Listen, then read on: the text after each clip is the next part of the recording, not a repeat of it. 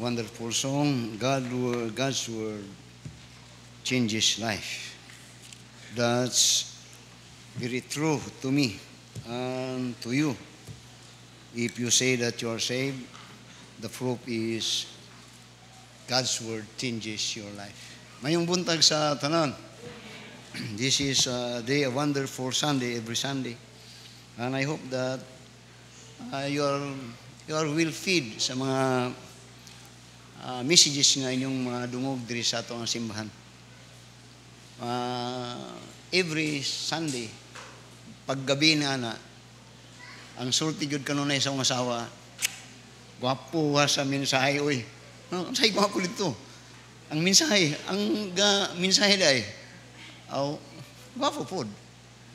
And I don't appreciate it. And in fact, and in truth, I enjoy listening my preaching. Kaya naka-record man na, ako nang gina-review. I am enjoying listening to it. I learn so much with my preaching. Mayong buntag sa tanan. I think I'm so blessed with my study to this message that you're about to hear this morning. The message is hearing the voice of God. Hearing the voice of God. Now, notice in our text, in Hebrews chapter 3, where this is the text that we use. Tanawa sa verse 7. Ngunya, wherefore, as the Holy Ghost say it niya, today, if you will hear His voice, harden not your heart. Then notice in verse 15 again. While it is said, today, if you will hear His voice, harden not your hearts. And in fact, and in truth, this passage was quoted in Psalms chapter 95 and in verse 7 to verse 11.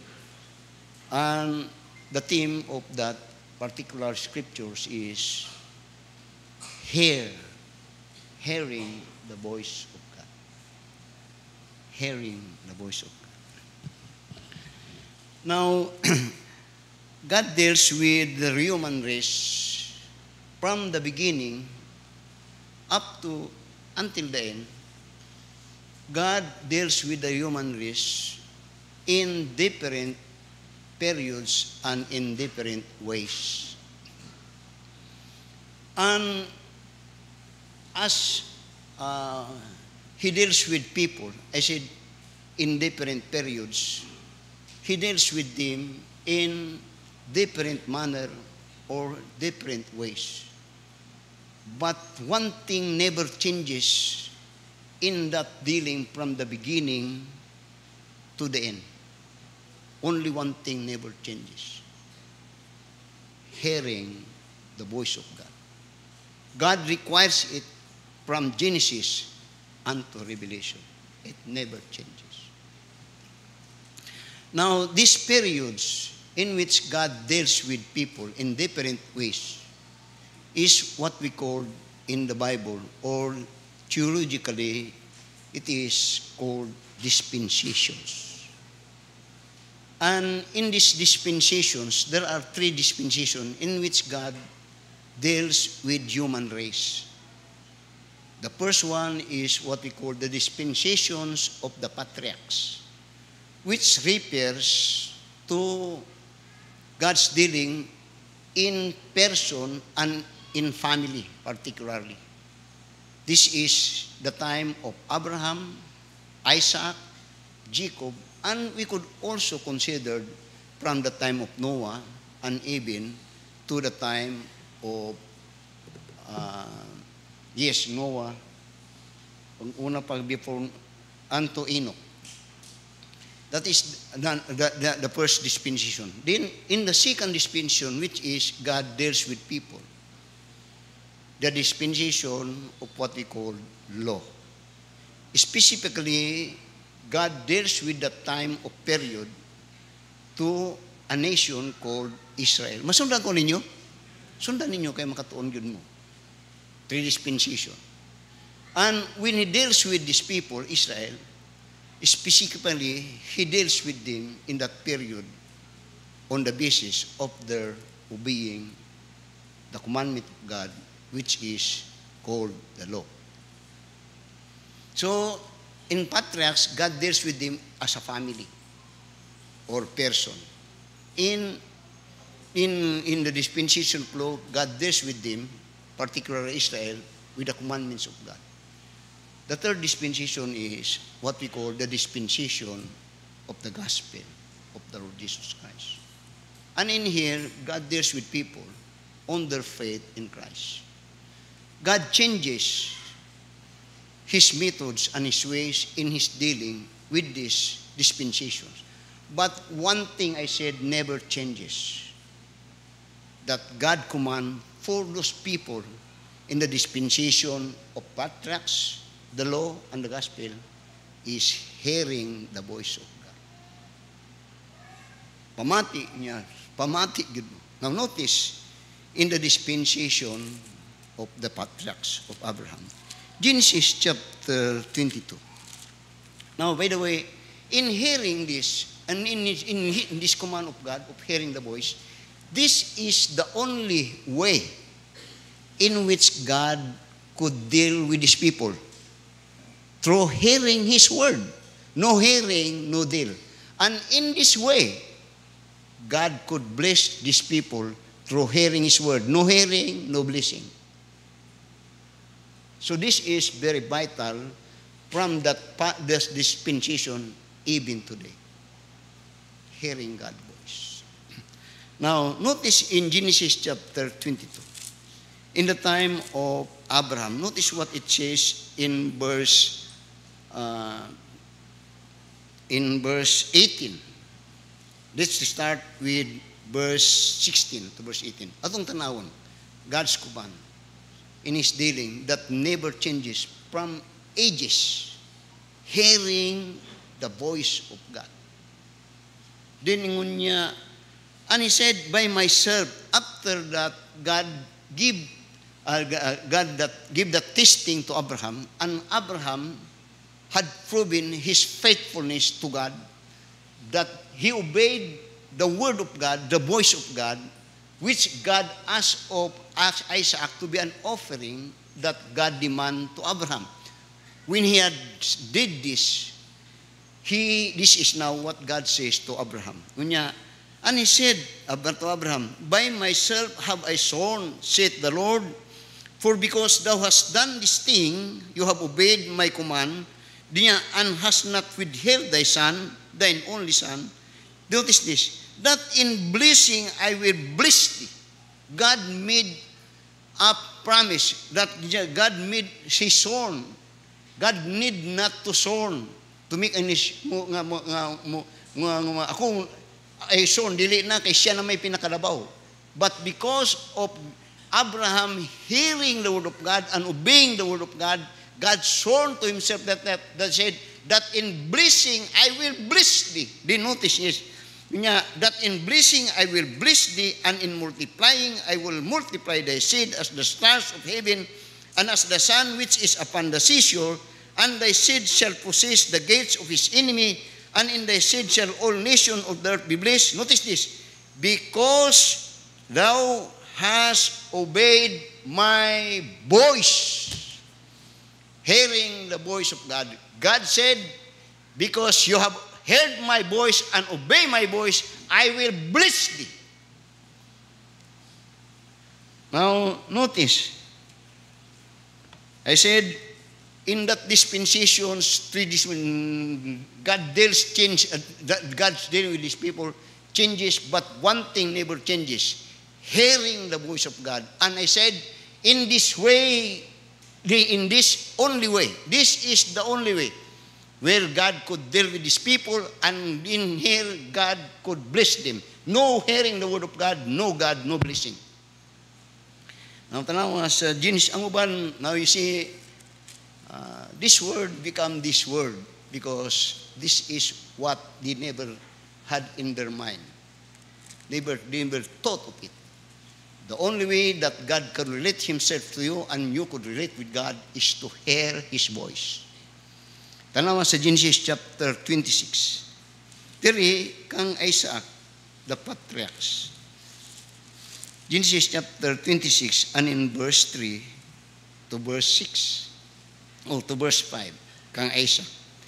Unya sa verse 3. Sojourn in this land, and I will bless thee, and I will be with thee, and I will bless thee, for unto thee, unto thy seed, I will give all these countries, and I will perform the oath which I swear unto Abraham, thy father. And I will make thy seed, gipahinumduman ni si Isaac. Nganong naing-ani ka, o maing-ani ka, kay doon ako'y maayong nahitabo sa amo ni adtong imong amahan nga si Abraham. Nga kadtong akong saad sa imong amahan, mapaay mo niya sa imuha kung imong sundon, kadtong gihimo sa imong amahan. Naon sa iyang gihimo sa iyang amahan. Ingon niya, and I will perform the oath which I swear unto thy father Abraham. Then Abraham thy father, and I will make thy seed to multiply as the stars of heaven, and will give unto thy seed all these countries, and in thy seed shall all the nation of the earth be blessed. Notice this, because that Abraham obeyed my voice. What is that voice? There is a command. Kana madungog ninyo, that's a voice. Pero doon ay mga pulong nga nana. Because that Abraham obeyed my voice and keep my charge, my commandments, my statutes, and my laws. Those charges, commandments, and laws came from God and through His voice. Now notice, in the time of the dispensation of the law, atong ginasubay, makita nyo, God deals in human race in different methods, periods, and ways. And in this human race, there are three dispensations that God deals with His people. First, the patriarchs, then the law. Now notice how God, when we speak of the law, speak about, of course, kang panahon ni Moses. Tanawa sa Exodus chapter 15. Exodus chapter 15, verse 26. Now, hearing His voice to Abraham is God's basis that he was so blessed of God. That in effect, God sworn to Himself nga tinid-un ay panalangin ng Diyos ka. Now, notice in verse 26, Exodus chapter 15, verse 26 niya, and said, if thou wilt diligently hearken to the voice of the Lord thy God, din niya, and will do that which is right in His sight, and will give ear to His commandments, and keep all His statutes, din niya, I will put none of this disease upon thee, which I have brought upon the Egyptians, for I am the Lord that healeth thee. This here, sa panahon sa law, niya, if you hearken to my voice, ay good health kayo ka. Di niya, atimanon ta ka. Proteksyonan ta ka. Kadtong mga sakit, mga diseases nga kung gihatag sa mga Egypto, dili to nimo agihan. Condition. Here, listen to my voice. Listen. Now, daghang mga taong so-called religious people. Doon ay daghang mga taong sulti nga, nagtuo kog Diyos. But they never intend the importance of hearing the Word of God. And the evidence is, tuwaron sila sa bulangan.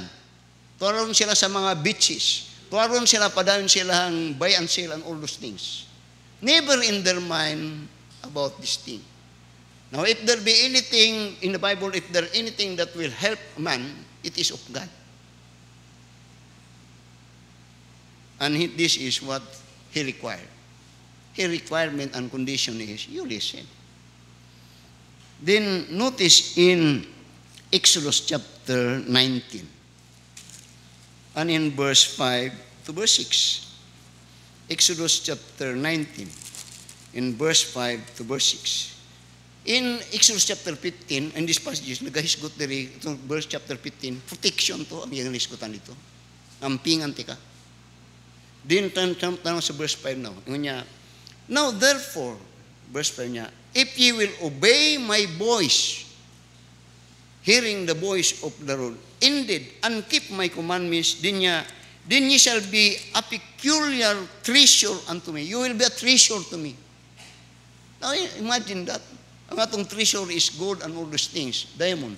Pero niya kung mamati kag may sa kuha, mahimo takang bahandi. Oh my. A treasure unto me above all people, for all the earth is mine. The condition is you become a treasure of God, and the condition is the same. Hearing the voice of God. Dinon niya, and ye shall be unto me a kingdom of priests, an unholy nation. These are the words which thou shalt speak unto the children of Israel. That is the dispensation of law, speaking about the people of God. And God changes His method, periods, and ways in dealing man, but only one thing never changes. Pamati mo maayo sa pungpon. Pamati mo. That is what God says. Now, tanaw mo sa Exodus chapter 23. Atong ginatanaw ning dispensations. Hot doon nato ni hantod sa hundong tadto sa Revelation. Mga magsimba mo, mga unmog maayo. Say madugay ta kay tiyaw mo na. Now, Exodus chapter 23. Notice in verse 20. Notice what it says here. And in verse 23. Tanawan niyo ang Biblia. Ngunya, behold, I sent an angel. This is the time where these people is about to possess God's land, promised land. Nya, behold, I sent an angel before thee to keep thee in the way and to bring thee into the place which I have prepared. Nya, beware of him, that angel, notice that letter, and obey his voice, provoke him not, for he will not pardon your transgression, for my name is in him. Now notice particularly sa verse 22. Bantayan ninyo. Unya, but if thou shalt indeed obey his voice, notice this, and do all that I speak. That voice is, unya sa angel. Pero kadtong angel, messenger niya, unya ako nakigstorya sa inyo. I am speaking to you through that angel niya. Listen very carefully. Listen. Unya. Listen, usay ka nang nata sa simbahan atong una-una. Tuwa dito sa sana yung musta nakato akong kambing aron dito na pandamay. Usay musta naka akong itik dito na pandamay. You are not listening. You are not listening. Your presence is here, but your mind is dili na mo. While I'm saying this, God is speaking to us seriousness about your coming to this church. Your coming is you want to hear the word of God. Then notice in verse 22, but if thou shalt indeed obey his voice, and do all that I speak, then I will be an enemy unto thine enemies, an adversary unto thy adversaries. Now, doon natin magkaaway. Pero yung niya, if you listen, ako to'y makig-away para sa iyo. I will fight for you. How wonderful. Kining pulong sa Ginoo, make it real to you. Claim this. Because this is what God says. No, you listen. So that, notice, in Deuteronomy, chapter, passages ni kay, of course, this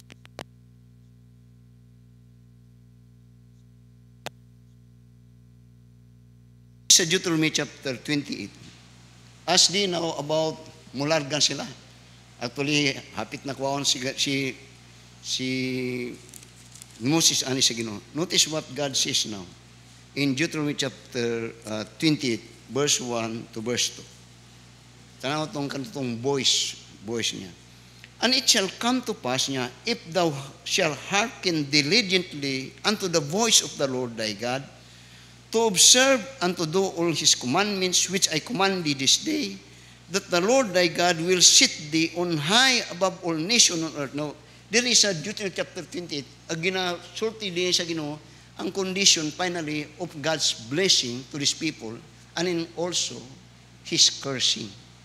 And the condition requirement of these two is always hearing the voice of God. Hearing. So ingon niya, And it shall come to pass, if thou shalt hearken diligently unto the voice of the Lord thy God, to observe and to do all his commandments, which I command thee this day, that the Lord thy God will set thee on high above all nations on the earth. Grabe yun kung ito na ang result when we listen to the word of God. Grabe, tremendous. Tremendous. Kung nagasimba mo, tamo nga bantayin yung pagsimba. You came here because you are listening.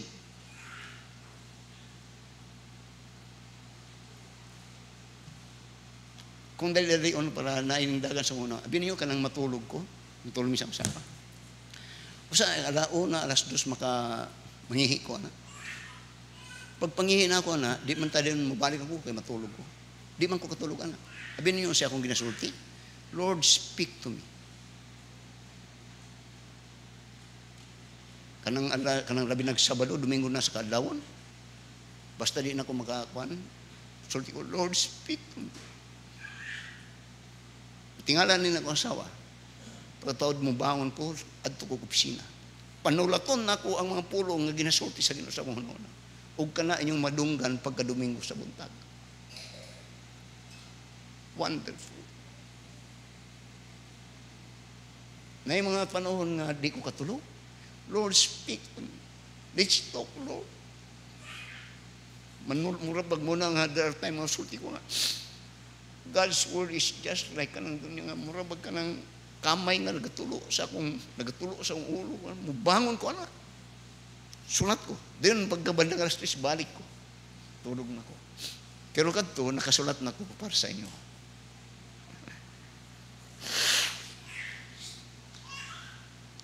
So, imo niya sa Deuteronomy, chapter 28, verse 1.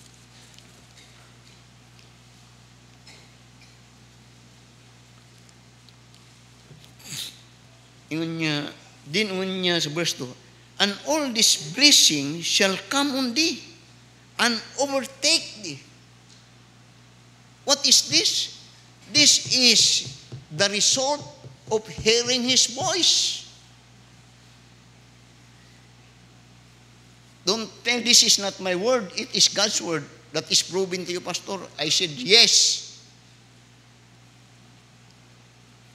Sa atong kabaro ni si Vlad Jumari, sa atong kanaan karon na akong gibisi-bisihan, halos tanan ito gipang pisti na upat ka hektarya, 5 lang ka sako, na uban 5 ka hektarya, 14 ka sako, sa tuwa. God willing, mga 300 ka sako. Ang primerong harvest na to, 132 sacks. Karong Monday, magpa-harvest na punta. Ang mga palibot, si Brad, di ba imong ugangan, Brad? Pila ka sako yung 4 hectares? Pila? 29? 15? Oh, 4 ka hektarya. Ato oh my, God is real. Yun niya, and all these blessings shall come on thee and overtake thee.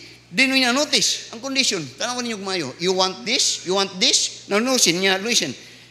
If thou shall hearken unto my voice as the Lord thy God. You listen. Muna daghang manimbahay nga way hinungdan, nga naman, nagasimba, pero nagapamati, pero di nang buwan, waste of time. In Deuteronomy chapter 28, God is setting the condition for His blessing. And likewise, He's setting the condition for your curse, for the curse of these people. That was verse 15. Verse 15. Ingon niya sa verse 15. Deuteronomy 28, verse 15. But it shall come to pass, if thou will not hearken unto the voice of the Lord thy God, to observe to do all these commandments and statutes which I command thee this day, that all these curses shall come upon thee and overtake thee. Basahan na lang diretso tanan. Kay kamunay makigistorya sa Ginoo. So, It is between life and death. I said, hearing the voice of God is between life and death. It is between good and evil. But the point is, this is where you could make use of your faith and you could make use of God. Hearing the voice of God. I said, balik. God deals with people in human race in all ages. And this is what we call dispensations. And this dispensation is divided into three. The dispensation of the patriarchs, the law, and the gospel. God changes his method and period and his ways in this dealing with these people, but only one thing never changes. And this is the only way that God could bless people. And this is the only way, in fact, that you could approach God. Listening, hearing the voice of God.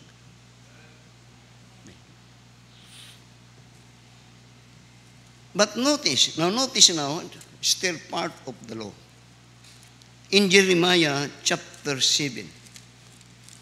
Jeremiah chapter 7. Notice what this, I would like to say, very faithful man of God.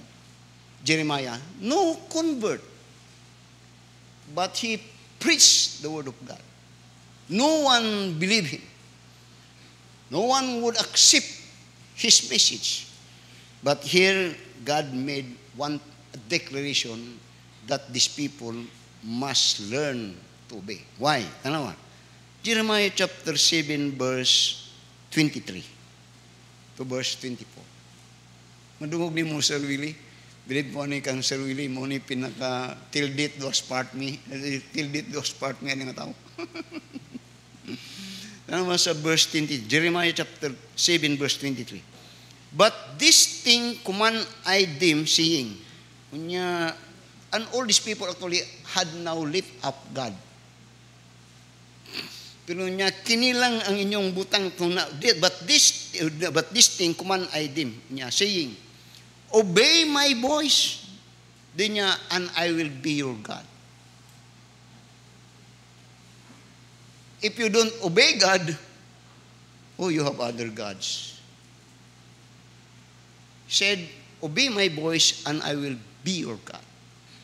Then ingon niya, and I will be your God, and ye shall be my people, and walk ye in all thy ways that I commanded you, that it may be well unto you. Not tanaw sa verse 24, but they hearken not, nor incline their ear, but walk in the counsel and in the imagination of their evil hearts, and went backward and not forward. What that is saying, that in time of Jeremiah, when people had lift up God, this is the mark of your being, the mark of I being you and you being mine. Obey my voice, and ye shall be your God, and ye shall be my people. But these people do not hearken God. Why? Ingani magod. When God created us after His image and likeness. That in effect, do not tayo kay balo. Do not tayo abilidad. Nga diin, God allows us to make use of this intellect freely. Nga magamit ni mo ni. Pero ang di maayo, when God give this freedom for us to make our choice, ang kasagaran atong pagtanaw, mulabaw ta sa Ginoo. Nga kita labaw sa Ginoo na. And that started when Adam and Eve was deceived of Satan that said, ye shall be God. And many people are making themselves God, that they could not obey, nor that they will not hear the word of God, nor obey the word of God. So God said, no death. Now, tanawa. Okay na mo. Natong ginatunan ning dispensations. Kay mo ato ta sa atong conclusion. Tanawa sa 2 Chronicles chapter 36. Sa 2 Chronicles chapter 36, here we will see how God delivers His message. In 2 Chronicles chapter 36 and in verse 15, diri atong makita ang pamaagi nga kining matawhanan ni makapamati sa pulong sa Ginoo. Now, in the beginning, in patriarch, actually, God speak personally sila through oral. Later on, making use of His prophets, later on, through His word. Okay lang mo? Masundan nyo. Tanawa sa verse 15. 2 Chronicles chapter 36, verse 15 niya.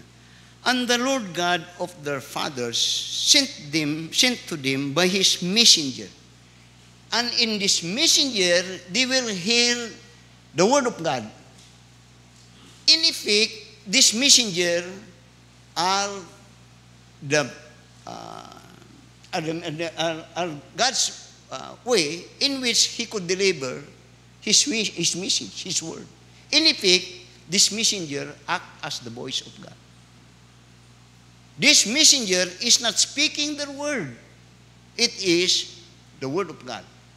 So I said, in effect, this is God's method in which He could speak His word, and that is through His prophets. And the Lord God of their fathers sent to them by His messengers, rising up betimes and sending, because He had compassion on His people and on His dwelling place. But what they did, they mocked the messengers of God and despised His word and misused His prophets until the wrath of the Lord arose against the people till there was no remedy.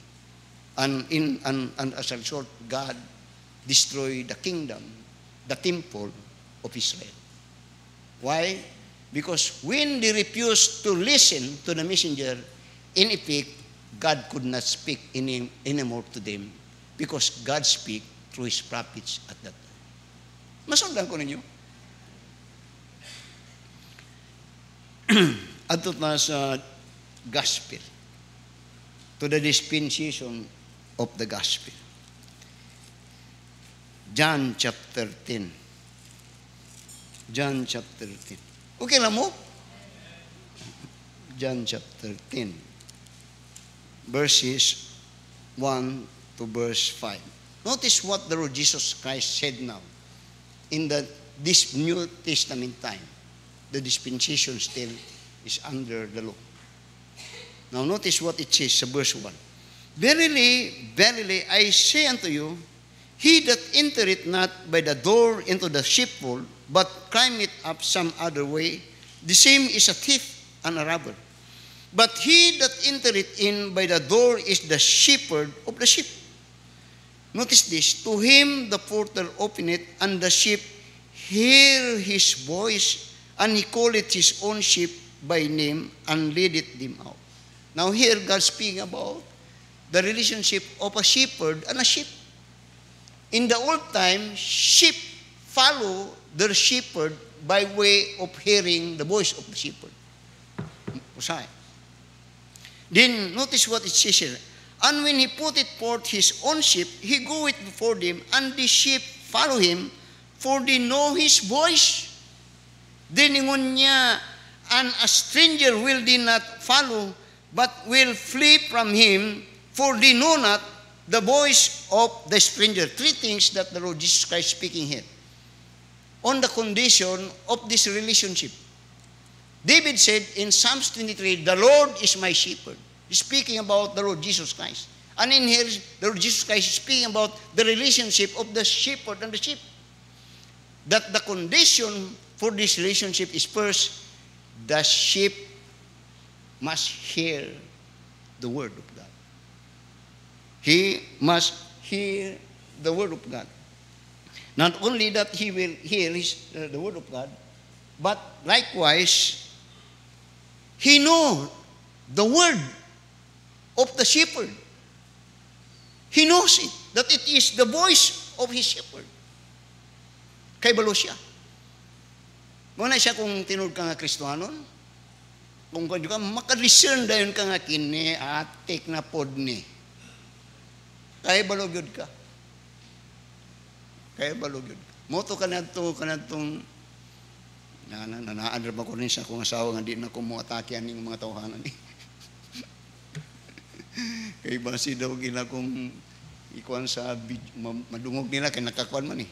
Basi gila kong atakihon. Ingon niya, gamay ra ba kayo ka? Madiscern yun. You will know.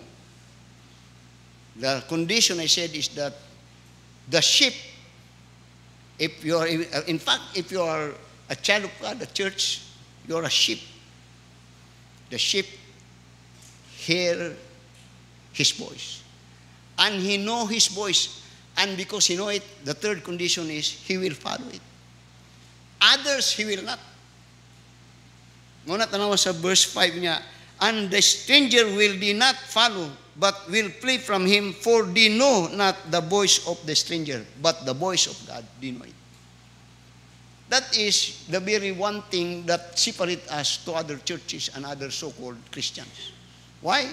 Because if you are truly the Son of God, there is one thing that God said that He will dwell in you, and He will dwell in you forever, and that is the Holy Spirit.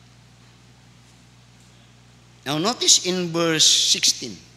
Okay na mo atong ilatanaw ni. Then niya sa notice in verse 16 niya, and other sheep I have which are not of this fold, Israel. Them also I must bring, and they shall hear my voice. Nga, di lang kamo Israel, di lang kamo. Pero doon na pa unya, ukili ang speaking, I believe, the church. Pero ang condition, the same. Unya, and I have found, verse 16 niya, an other sheep I have which are not of this fold, them also I must bring, and they shall hear my voice, and they shall be one fold and of one shepherd. And that referring to the church. The church. Now, notice. Now, so that, before I forget, so that with this condition, hearing the word of God is one mark, and one mark that never changes.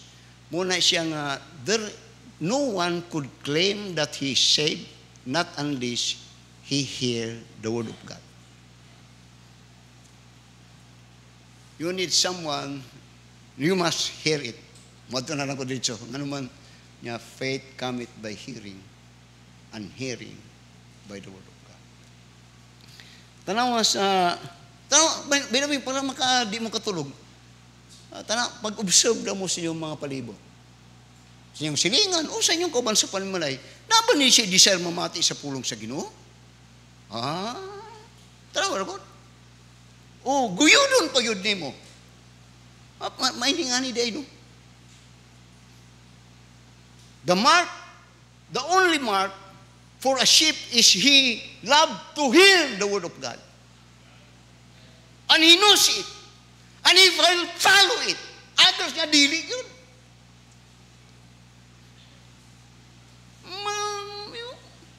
Tanawa niyo mga silingan daw. Then, magit ko ninyo. Tanawa. John chapter 18. John chapter 18. Notice in verse 37.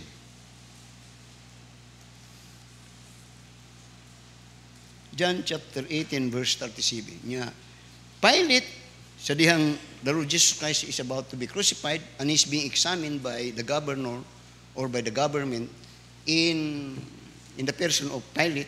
And Pilate therefore said unto him, art thou a king then?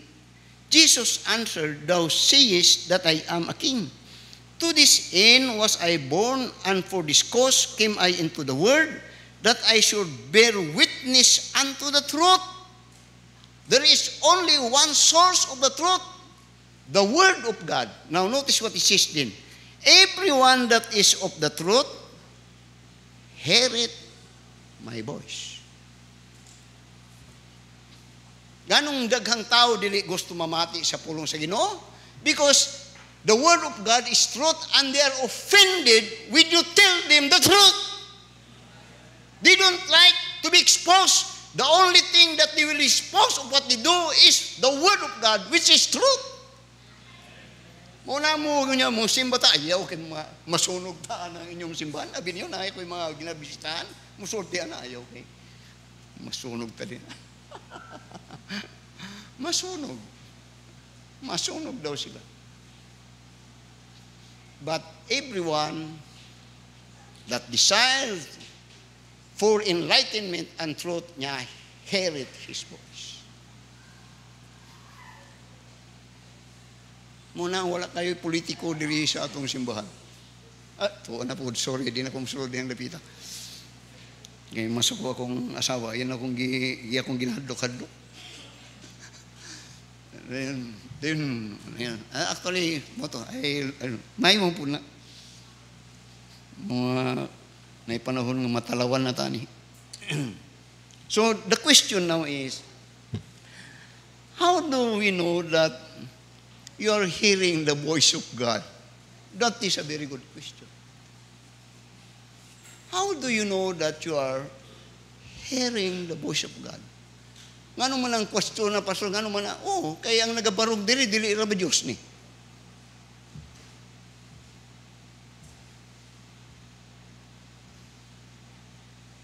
Parehas lang niya sa inyo ako. Now, tanawa.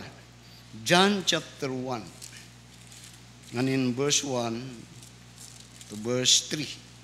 And in verse 4. Now, there is atong simbahan, makatuon yun ta. Kay Biblia man yun ni. Tanawa sa John chapter 1. In the beginning was the Word. And the Word was with God. And the Word was God. Hebrews chapter 1. And in Hebrews chapter 1. And in verse 1 up to verse 3.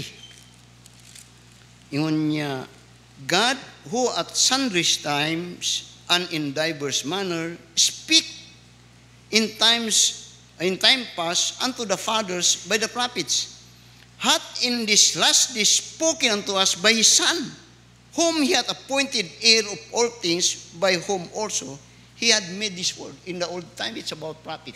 In this gospel time, it's personal. It's about God, the Lord Jesus Christ. Now notice this. In the beginning was the Word. Now in the Bible, the word din had two meanings.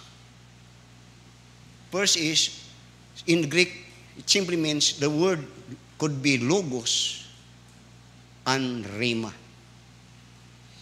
Now, here speaking about the logos.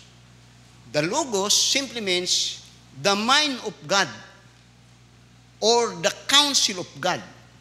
Mona. And that logos there even refer in the beginning. And in fact, that logos simply means money. In Psalms 119 and in verse 89. Psalms chapter 19. Kung sa ito akong pangutana una taning sulod diri? Tanawon doon ako, kung nagapamati. Kung sa ito akong pangutana atong ginatubag. Sa unsang pamagi nga, mo ni ang pulong ang buwis sa Ginoo. Mo ito itong ginatanaw. Nga, sa unsang, pulong ba ni sa Ginoo niya itong ginapamatian? Now, in Psalms 119, the word logos, ingon niya, is the mind of God or the counsel of God in which God will make use to reveal His purposes to mankind.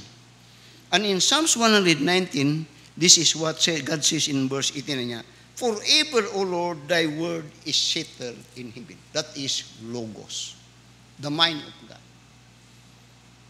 And the counsel or the purposes of God. Nana diha. And this, another meaning of this word, logos, is not only logos and the other one is katong rhema. And the word rhema, which is a Greek word for word in John chapter 1, simply means Rhema simply means the spoken word of God. Logos, the mind of God, which the counsel of God, which purposes is revealed in the word Rhema, in which that Rhema simply means the spoken word of God. Masundag ko ninyo?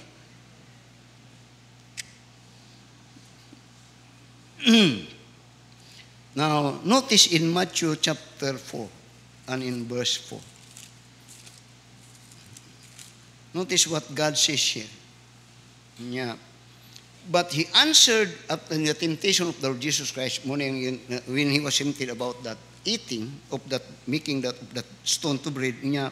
But he answered and said, it is written, man shall not live by bread alone, but by every word that proceedeth out of the mouth of God. That word there simply means rhema.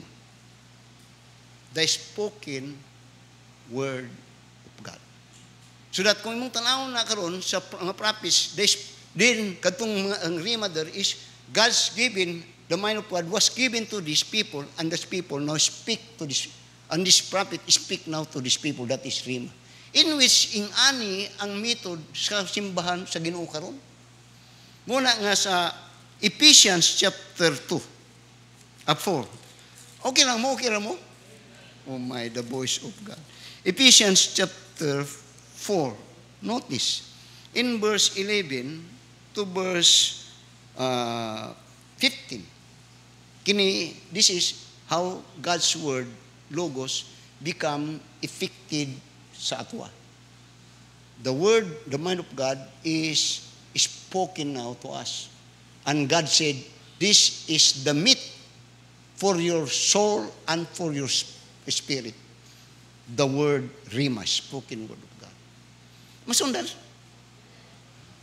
Now, muni karon sa Ephesians chapter 4, verse 11 niya, and he gave some apostles and some prophets and some evangelists and some, pastors and some Sunday school teachers. Naana niya. Muni ang Rhema. Dinon niya, for the perfecting of the saints, these people become now speakers of God. Kini sila. Muna siya nga, bantayan ninyo kay ingani.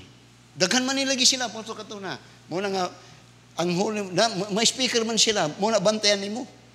Kay dili tanan mga rima sa Ginoo. May speaker sa Ginoo, dili tanan. Para sa anang nagsala manggod ko ani ba? Para sa anang sila, sa anang simbahan karon, di na tungandan. Namusulti nga si Kristo dili Dios. Di sa tao lamang. That is not rima. He's not speaking the word of truth. Kadto musulti siya, I am the appointed Son of God. Wako nagsulti ngalan. Kadto dili to spoken of God.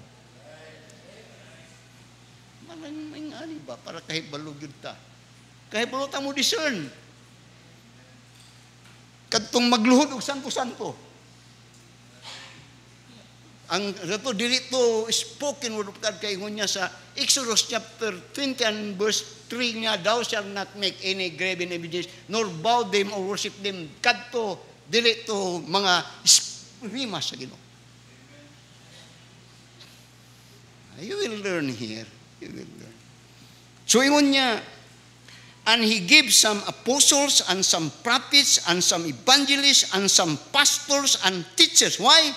For the perfecting of the saints, for the work of the ministry, for the edifying of the body of Christ, till we all come in the unity of the faith and of the knowledge of the Son of God, unto a perfect man, unto the measure of the status of the fullness of Christ, that we henceforth be no more children tossed to and fro, and carried about with every wind of doctrine by the sleight of men and cunning craftiness, will by delay in wait to receive, but speaking the truth in love, may grow up unto him in all things, which is the head, even Christ, for whom the whole body fitly joined together and compacted by that which every joint supplieth according to the effectual working of the measure of every part, make it increase of the body unto the edifying of self in love.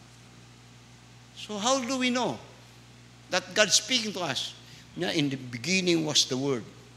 Kadtong word ito duhay buot pasabot niya, logos o rhema. Kadtong logos in English word simply means the mind of God. Where God in the mind of God and the counsel of God, which another mean rhema, na mind of God, when it became effect, kadtong niya man should not live alone, that rhema there simply means the spoken word of God. Muna sa simbahan, importante nga Biblia gyud. Kung mustorya ang sa katao nga dili niya mapatudan sa Biblia, umusupak sa Biblia, dili ang Ginoo nakig-istorya ni ana nga tao para sa imo.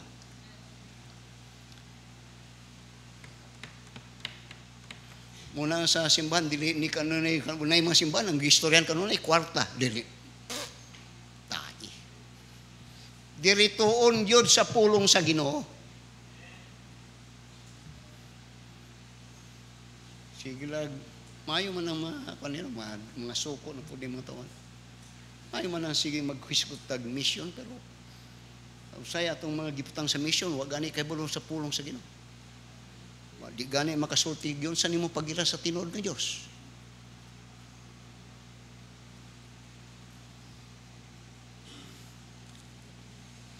So God speak to us through His messenger. Now, tanawa. Sa John chapter 5, verse 22. Okay ra mo? Kaya kung kuan, di man ako ni mahurtan, di na ako ni John chapter 5, verse 22. Notice what the Lord Jesus Christ here. To verse 26. Ano? Unya, John chapter 5, verse 22. For the Father judgeth no man, but hath committed all judgment unto the Son, that all men should honor the Son, even as they honor the Father. He that honoreth not the Son, honoreth not the Father which hath sent him. Muna nga, if any religious groups say that only the Father, sana na, wala na Jesus. Now, they are worshiping not the true God. For if you want to worship the true God, you must accept the Son. Muna sa verse 23, na that all men should honor the Son, even as they honor the Father equal. He that honoreth not the Son, honoreth not the Father who hath sent him. Very, verily I say unto you, he that heareth my word and believeth on him that sent me hath everlasting life, and shall not come unto condemnation, but is passed from death unto life. Verily I say, he that heareth his word. You need this. Men need this. Muna nga kung kandad sila nga, atuta simba ta, mati ta. Gani ka muna, gani mo sulti nga, mati ta sa pulong sa Ginoo. Wala baya na ako nag-isulti sa inyo, ha? Then ingon niya, but this is what is happening when you come to the church. God is speaking to you through His word. Tanawa sa verse 24. In verse 23, 5. Verily, verily, I say unto you, the hour is coming, and now is, when the dead shall hear the voice of the Son of God, and they that hear shall live. Kabalo mo kinsala? The dead, unbelievers, dead spiritually. The only time that they will be reborn to live again is they need to hear the word of God. And the word of God quicken it. Make alive. Amen? No one will be saved not unless he hear the word of God. And you hath he quickened who are dead in trespasses and in sin. Jesus Christ said that. Ingon niya sa verse 25, verily, verily I say unto you, the hour is coming, and now is, when the dead shall hear the voice of God, the Son of God, and they that hear shall live. And as the Father hath life in himself, so hath he given to the Son to have life in himself. Now, tanawa. Acts chapter 26. 1 Thessalonians chapter 2. I'm about to close. Tanaw ron sa 1 Thessalonians chapter 2, verse 10 to verse 13. Tanaw ron. Atong ginatubag kaniya? Punta na. How do you know that you are listening, hearing the word of God? How do you know?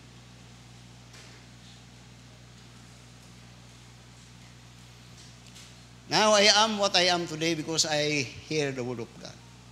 I am what I am today. A changed man. Nabago nga tao. Kung sa'yo nakapabago sa kuha, pulong sa Ginoo. Asa na mo ito na kuha, pastor? Namati ko sa pulong sa Ginoo. And that is what you are doing here. 1 Thessalonians chapter 2 verse 10. Ye are witnesses. And God also hath holily and justly and unblameably we behave ourselves among you that believe. As ye know how we exhorted and comforted and charged every one of you as a father doth his children, that ye would walk worthy of God, whom hath called you into the kingdom of His glory. Kamu nang ginabuhi mo, nagtinaro mo, naglakaw mo, buhay mo, diya sa pamagi, ng mga Diyos nom. Tawag sa verse 13. Tawag ko sa verse 13. For this cause also thank we God without ceasing. Because when ye received the word of God, which ye heard of us, dito Diyos si Apostol Pablo, brad. Siya minsayro, nagawali siya sa pulong sa Ginoo. Pero yung niya sa diyang nagapamati mo, ay pasalamat yun ko sa Ginoo. Nganuman, tanawa. When ye received the word of God, which ye heard of us, ye receive it not as the word of men, but as it is in truth the word of God, which effectually work it all in you that believe. In the old time, when they are listening the word of God, there was a time they refused to listen. Kanuman po, tungkol kay katumang ubang maprapi dito, mga wala na, naghiwi naman po God. Pero it doesn't mean that God stopped speaking. Today, He's still speaking. Bini nyo, I tell you, when I'm studying it, nakaluhod-luhod ko nga ganyan, katulo akong mata ganyan. Madili-dili sa yun niya akong ginahimo. Dili sa yun. Kay muna, Lord, kuwagod kung doon na may atik-atik, kay kung muna si sorry good Jason, how I wish nga i-konta mong pamilya, pero kamo na lang mo sabot. Kay di ko gusto, bisag kamo ko, wala ko gina-exhort na tao diri. Ikaw, bisag ikaw, Dok. Bisag si Bardio Marigol, ka na to, dugay na nali, pero di ko nag-exhort tao. Kay wak man po ko ga-exhort sa mong kagalingon. Kay very critical ni. Kay kung atik-atikon ta mo, kay gusto ko kuwaon inyong mga pitaka, patyon ko sa Ginoo may pa. God speaking through this pulpit. Si Brad George, grabing kumdati aning Brad George sa din na pulpito. Si Brad George, kanang sa likod. Grabing kumbati ani. Kay usahay, ako manggid siyang berhag maayo. Pero di ko papansin, pero kay balugo na siya. Pero salamat yun. Muna yung Apostol Paul, lipay kayo ko, kay nagawali ko, dili ko Diyos, pero nagapamati mo, karon na bangko mo.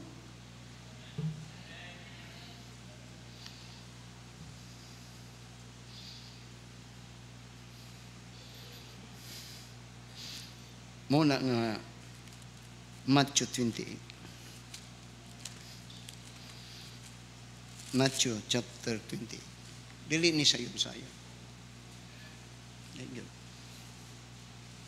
Kay kung mawa na gani muna, kung muna nga ubay muna bantayanan kay kung mawa na kanadto naga ako nang ginagamit nga pulong nga ayaw mo tanaw pastor, tanaw mo sa Ginoo. Ana ako nang ginakuan kanto karon dili. Tanaw mo sa inyong pastor. Kay di mo kakitag Diyos. Why makakitag Diyos? Ang pastor nagasulti sa puno sa tanawa siya. Tanawa yung kinabuhi. Tanawa siya. Kay he's representing, he is the under sheep. Muna nga once muna siya kung muna pray for me. Makurap gani ni ding dapita kurap ta tanan. Wala na.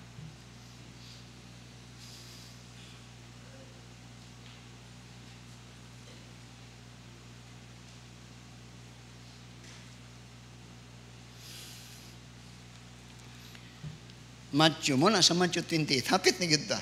Muna karon sa Matthew chapter 28, verse 18 to verse 20. Pastor lang, di ay, tanawa. And Jesus came and spake unto them, saying, All power is given unto me in heaven and earth. Go ye therefore and teach only, be my mouthpiece. Di lang di ang pastor. Ang tibuok nga magtutuo. Go ye therefore, speak. The words, you could not teach when you do not speak. Muna pasalamat ko aning sa ato tanan. Kamu nga nagadisay, nagatudlo. You are speaking the word of God. In effect, you are representing God. You are His messenger. What a responsibility. Dili sayon-sayon.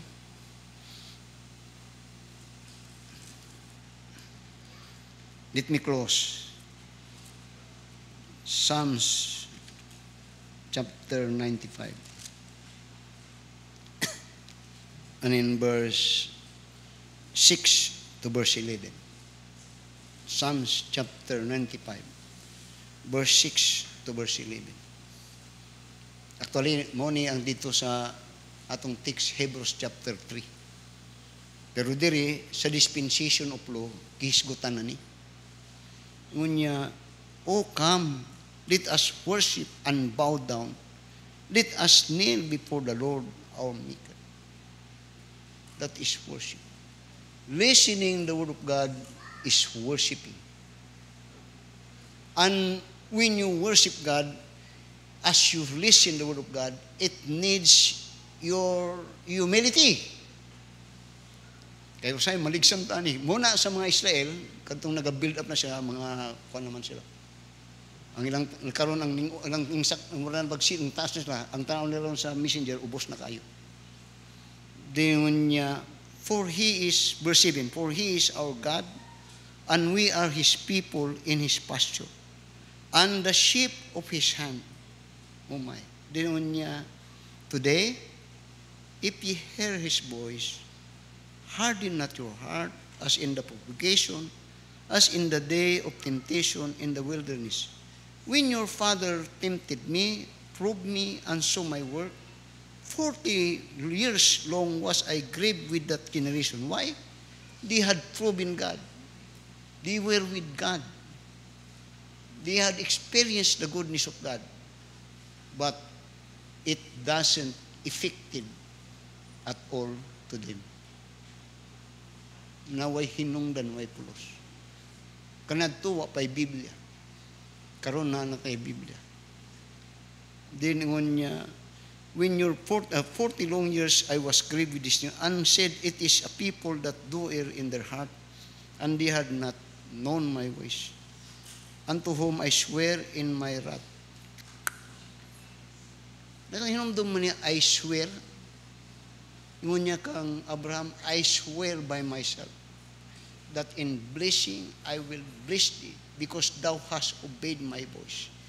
Sayang makaliwatan niya, unto whom I swear in sa akong kapungot that they should not gyud sila makapahulay. Be it far from us. Be it far from us. Hearing the voice of God. Let us all stand up and let us pray. Our dear Heavenly Father, Lord, salamat sa mga pulong nga pong napamalandungan karon. That is very wonderful words. Very good reminders for us. Because through thy word, who have expressed and revealed yourself, and had given us the privilege to know thee. And through thy word, you have made a promise that when we hear the word of God, obey the word of God, we will be blessed above all. I will bless thee far more than all. You will be our protection. You will be our strength. And you will be our guide.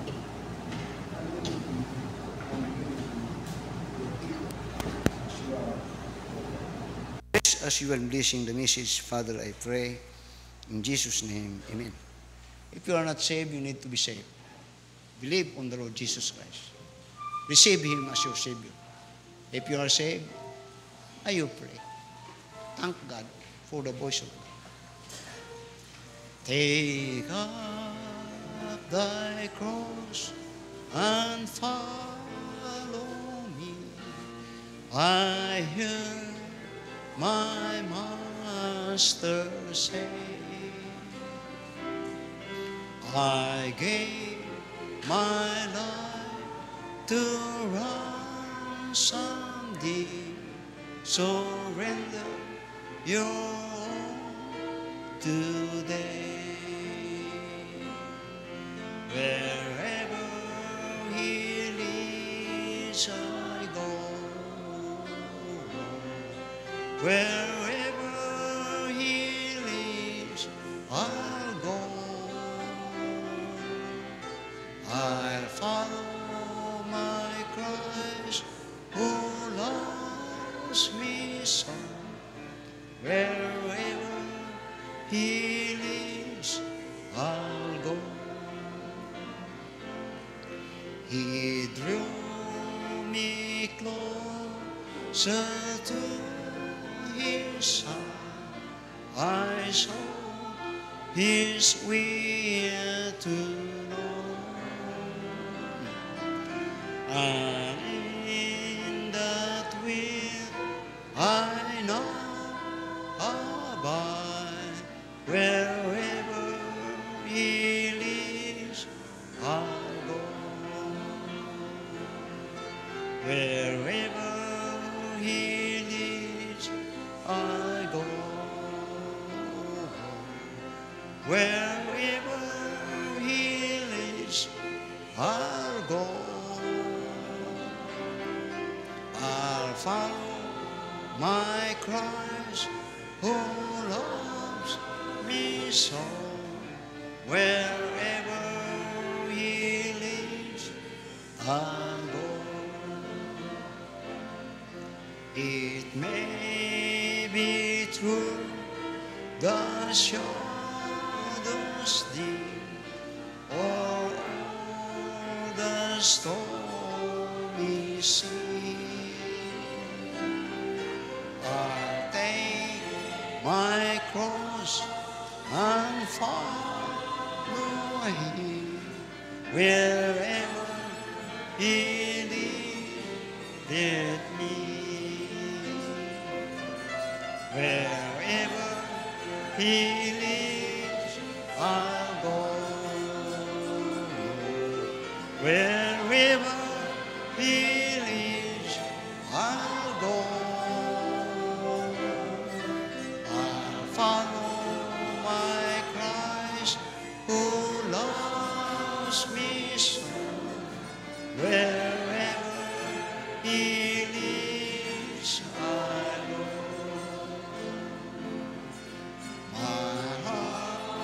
My love, my all I bring to Christ who loves me so. He is my Master, Lord and King. Wherever He leads, I'll go. Wherever He leads, I'll go. Wherever He leads, I'll go. I'll follow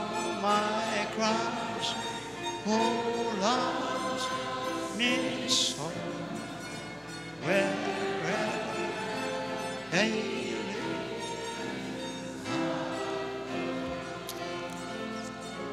You listen. Kamong mga membro diri, ayaw gid magsulti nga wala ko gaampo sa inyo. Nagaampo ko sa inyo.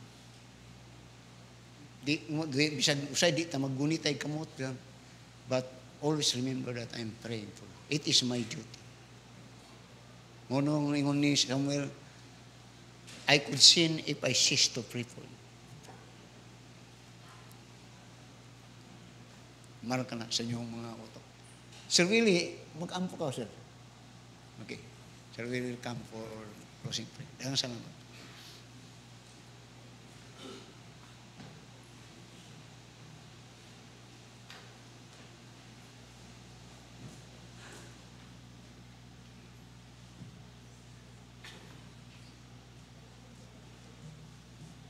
Katapusan, mag-aampo ta.